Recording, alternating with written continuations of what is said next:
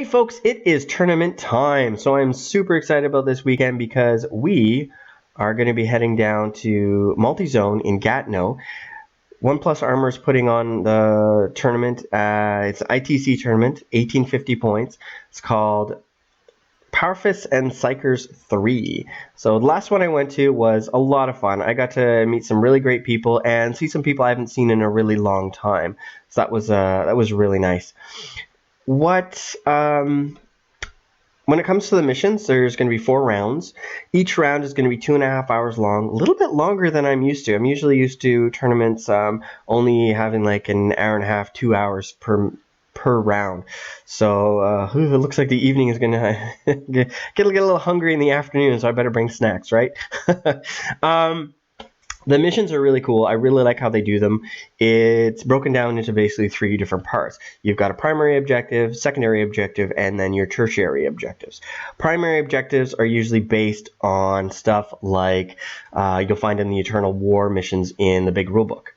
Now, those Eternal War missions would be things like so many objectives on the table. You fight for them throughout the game. At the end of the game, whomever holds X number of objectives wins, or X number of objectives are worth so many points.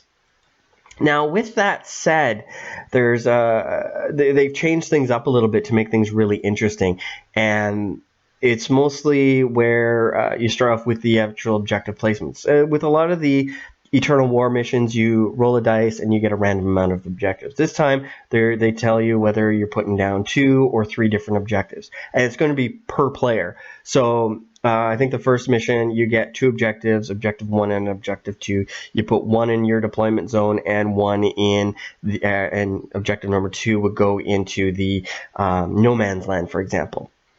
As you're playing the game, at the end of you fight for the different objectives, kill off the different folks and things, and at the end, you're awarded so many points if you hold X number of objectives, or again, X number of objectives are worth so many points. Throughout the game, the secondary objective or mission is basically kind of like a maelstrom type mission, which is really nice because it makes people use the entire table, which is if the rolls go well.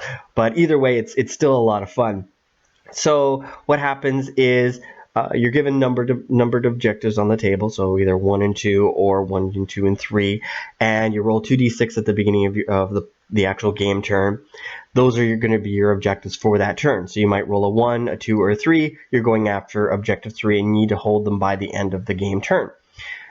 Objective, if you roll maybe, let's say, a 4, you might have to kill a unit. If you roll a 5, for example, you might have to get a unit partially into the enemy's deployment zone. If you roll a 6, you have to get a scoring unit within 12 inches of either side of the short table edge. So it offers a lot of opportunity for those with armies that are very mobile to start collecting points, as opposed to an army that might just sit there on an objective and hold it till the end of the game. So you do have an opportunity to build up points and try and kind of have a bit of a counter to those very static armies, and vice versa.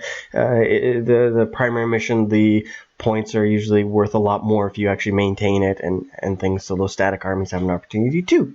Tertiary ones are pretty straightforward, and that's usually things like Slay the Warlord or First Strike, where each player has an opportunity. If they kill a unit in their first turn, they get awarded points. So it's pretty good. Random game lengths, of course, and what I really like is night fights involved in this, so you roll for it. So I'm pretty excited about that. See, anything else about missions? Deployment zones, they're going to be pretty standard. Right from the rulebook, so you've got your Vanguard, Dawn of War, and Hammer and Anvil. So when it comes to my army, I'm going to be taking the Dark Eldar. Basically 1850 points, so it's going to be Raider spam, tons of warriors, some Scourge, and 2 jets in there, some Trueborn as well, and my Lamian. So it's going to be lots of vehicles on the table, 2 jets coming in, and I think it's going to be a lot of fun playing with them. One thing for sure, I know I'm going to struggle with the... what is it? Hammer and Anvil. I know I'm going to do really, really well when it comes to the Dawn of War and Vanguard, because I'll be able to move around and stuff, get into range with some of my short range weapons a lot quicker, as opposed to Hammer and Anvil. Hammer and Anvil, I'm going to be really squished in together and not going to necessarily be able to take advantage of denial, flank denial, and stuff like that. Although there are going to be armies out there with some very long range weapons, at least with Dawn of War and Vanguard, I have that opportunity to choose my targets and choose where I want to go.